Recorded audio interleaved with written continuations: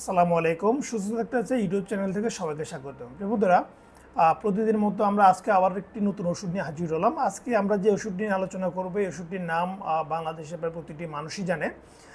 আজকের ওষুধটির নাম হচ্ছে অ্যালজিন।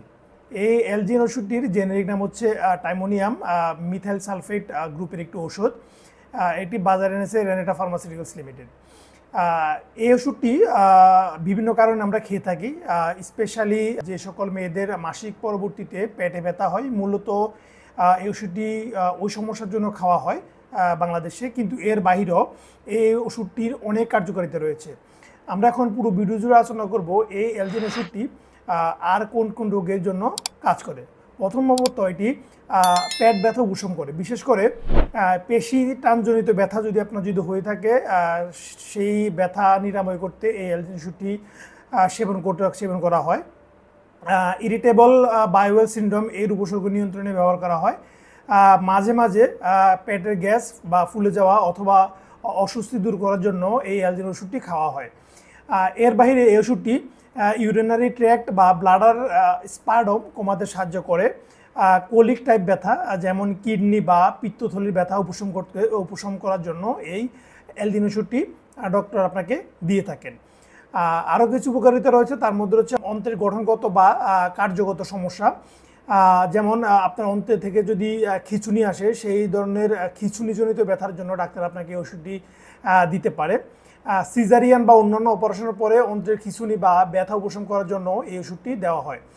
তার মানে আমাদের যাদের সিজার করা হয়, যে সকল মহিলাদের সিজার পরবর্তীতে আমরা জানি অনেক ব্যথা হয়, ওই ব্যথা থেকে মুক্তি পাওয়ার জন্য ডাক্তার আপনাকে এই অ্যালজিন ওষুধটি দিতে পারে। সুতরাং এইরকম অনেকগুলো কাজের জন্য এই অ্যালজিন ওষুধটা খাওয়া হয়। কিন্তু মূলত এর কাজ হচ্ছে পেটের মধ্যে যদি ব্যথা হয়, সেটা যে কোনো ধরনের ব্যথা, স্পেশালি মাসিক রিলেটেড ব্যথা যদি হয় বা পিরিয়ডের কারণে মেয়েদের প্রায় 3 থেকে 4 দিন প্রচুর ব্যথা হয়, সেই ধরনের ব্যথার জন্য এই অ্যালজিন ওষুধটি সেবন করে থাকে। এই ওষুধটি গর্ভাবস্থা এবং স্তন্যদানকালে খাওয়ার কোনো বিধান নেই, কারণ হচ্ছে যেহেতু গর্ভাবস্থায় থাকে সেক্ষেত্রে পিরিয়ড হওয়ার কোনো সম্ভাবনা থাকে না। আর হচ্ছে যখন বাচ্চাকে দুধ খাওয়াবে তখন এই ওষুধটি অবশ্যই ডাক্তারের পরামর্শ অনুযায়ী সেবন করতে হবে। আর এছাড়াও আপনার যখন প্রেগনেন্সি অবস্থা যখন থাকে, তখন যদি অন্য কোনো পেটে ব্যথা থাকে, সেই সময় যদি ডাক্তার আপনাকে সেবন করতে বলে, তারা অবশ্যই সেবন করবেন। কিন্তু ডাক্তারের পরামর্শ ছাড়া কোনো ওষুধ সেবন করা যাবে না। স্পেশালি আমাদের ভিডিও দেখে কোনো ওষুধ সেবন করা যাবে না, কারণ হচ্ছে আমরা এই ভিডিওগুলো তৈরি করি মূলত আপনাদেরকে তথ্য প্রদান করার জন্য।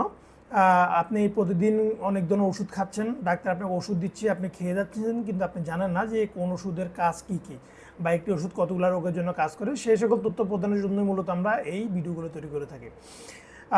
আমাদের ভিডিওটি যদি ভালো লাগে, অবশ্যই ভিডিওটি লাইক দিতে ভুলবেন না এবং আপনার প্রিয়জন যারা আছে তাদের কাছে শেয়ার করতে ভুলবেন না। আর আপনি এই ভিডিওটি দেখতে দেখতে অন্য কোনো ওষুধ খাচ্ছেন, অবশ্যই সেই ওষুধটির নাম আমাদের কমেন্ট বক্সে জানিয়ে দিন, যেন পরবর্তীতে আমরা আপনার খাওয়া ওষুধ নিয়ে পরবর্তী ভিডিও তৈরি করতে পারি। সুতরাং আজকে এতটুকুই। পরবর্তী ভিডিও দেখার জন্য আমন্ত্রণ রইল। ধন্যবাদ। সুস্থ থাকবেন, ভালো থাকবেন। আসসালামু আলাইকুম।